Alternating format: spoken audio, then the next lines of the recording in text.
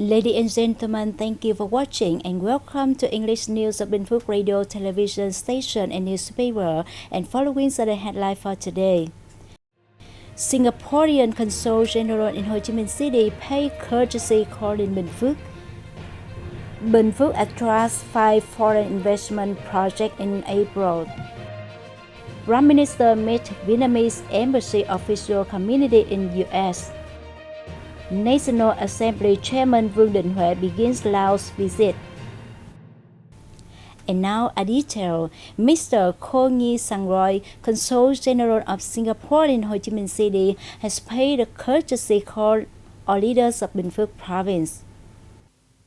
Welcoming the Consul General of Singapore in Ho Chi Minh City were Binh Phuoc Provincial Party Committee Secretary Nguyễn Mạnh Cường and other provincial leaders. Mr. Cường emphasized that, given its potential, Binh Phuoc hopes to cooperate with Singapore in areas where the province possesses strengths, in order to further tighten the close relationship and promote economic development between the two countries in general and in Binh Phuoc in particular. He also told the visiting delegation about the local business enrichment and investment attraction policies, with a chance in clean industry and green production, as well as business administration skills held by Singaporean companies, combining with the advantages Binh Phuoc possesses will bring sustainable and practical benefits to both parties. Mr. Cường said he hopes that Binh Phuoc will be part of the framework of a staff training project between Vietnam's Central Organization Department and Singapore.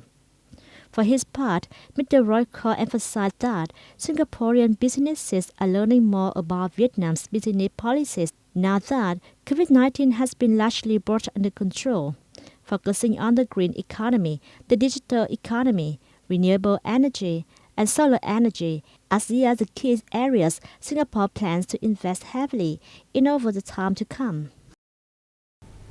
Binh Phuoc Province attracted 5 foreign direct investment FDI projects in April with total capital of over $13.3 million. It now has 350 FDI projects in total with investment of more than $3.3 billion. Binh Phuoc also saw 18 projects adjust their capital in April, of which should increase the investment by $1.9 million and one loaded its investment by $2.9 million. Another project with capital of $4.8 million were terminated. Thus, the total amount of new and adjusted capital in April stood at over $12.3 million, or 75% of the figure in the same period of 2021. The province attracted 14 FDI projects in the first 4 months of this year, with total capital of over $39.8 million. 5 projects adjusted their capital for an overall increase of $1.78 million. Total new and adjusted capital was therefore over $41.6 million, or 9.61% of the figure in the same period of 2021.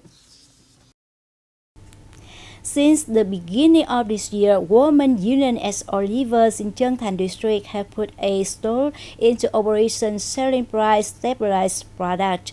2 of these stores were recently launched in Quang Minh, Kham Minh. The stores displays a range of daily necessities produced by women union members, helping the women feel more secure in production and economic development and assisting their families. Customers, meanwhile, have greater access to safe, quality products at reasonable prices. Chân Thành district now has 20 stores selling price-stabilized products from women's union members.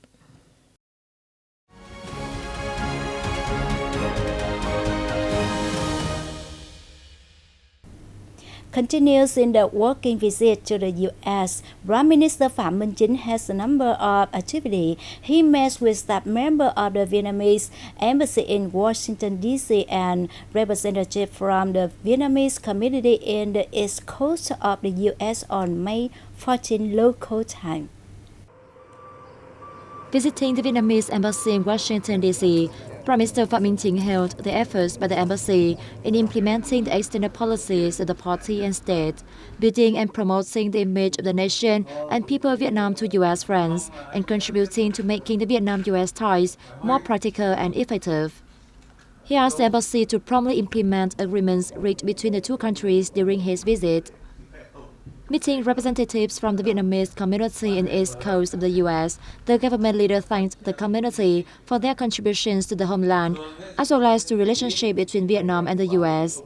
He reiterated that the party and state always consider the Vietnamese community abroad as an indispensable part of the nation and always do their best to support overseas Vietnamese to settle down in the host countries and make positive contributions to the homeland. On the occasion, the Prime Minister attended a ceremony to put the nameplate on the new headquarters of the Vietnamese embassy in Washington, D.C. He also visited and laid flowers at the memorial of President Thomas Jefferson, the third president of the U.S.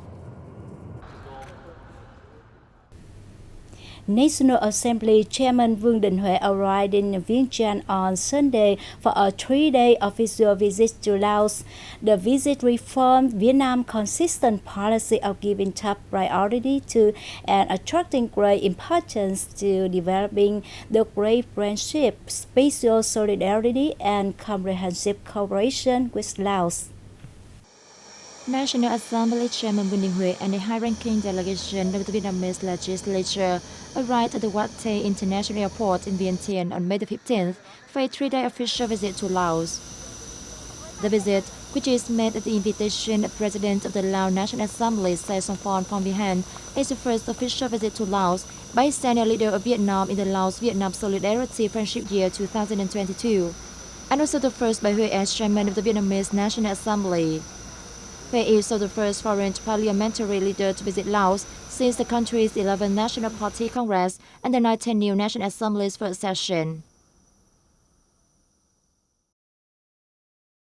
On the occasion of National Assembly Chairman Vương Đình Huoc's visit to Laos, Chairman of the Lao National Assembly Say Songphon Phongvinh granted an interview to the Vietnam News Agency, in which the Lao leader said it is his honor to welcome Chairman Huoc and the high-ranking delegation from Vietnam. The visit takes place amid a number of important activities being held in the Solidarity and Friendship Year, he noted, adding that it is a particularly important diplomatic event and will greatly contribute to the great friendship, special solidarity, and comprehensive cooperation between the two countries, as well as between their legislative bodies.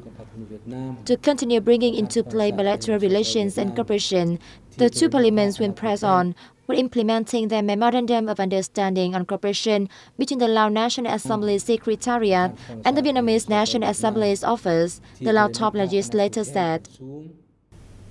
Trade turnover between Vietnam and Brazil reached $1.7 billion in the first quarter of 2022, representing year-on-year increase of nearly 12%, according to the Vietnam Trade Office in Brazil.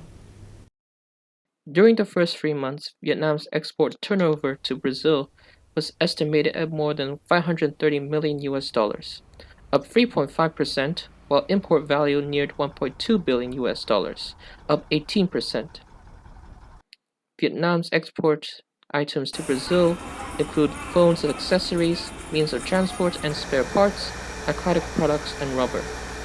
Despite the negative impacts of COVID-19, Vietnam is currently the biggest trading partner of Brazil in Southeast Asia, while Brazil remains the Southeast Asian nation's largest trading partner in Latin America. However, bilateral trade is still modest, as Vietnam's exports to Brazil only account for 1.5% of the Latin American nation's annual import value. The Vietnam Oil and Gas Group PetroVietnam has reported that its crude oil output reached 3.63 million tons in the first 4 months of this year, surpassing the sales target by 23%. PetroVietnam's revenue in the period was estimated at more than $12.7 billion, up 62% year-on-year, and exceeding the goal by 62%. It contributed over $1.8 billion to the state budget, surpassing its target by 73% and increasing by 48% from the same time last year. Foreseeing upcoming challenges from world economy instabilities, domestic and foreign markets, and geopolitical issues, President and CEO of Petro Vietnam Lê Mạnh Hùng said the group will continue updating, evaluating, and forecasting the macroeconomic situation to adjust its management plan, particularly regarding supply-demand, price instability, and inflationary waves. Petro Vietnam revealed it will keep its targets of growth, production output, and oil extraction while capitalizing on processed products to take advantage of market opportunities. That's all for today on Binh Phuoc Radio, television station and newspaper news. Once again, thanks for watching and goodbye for now.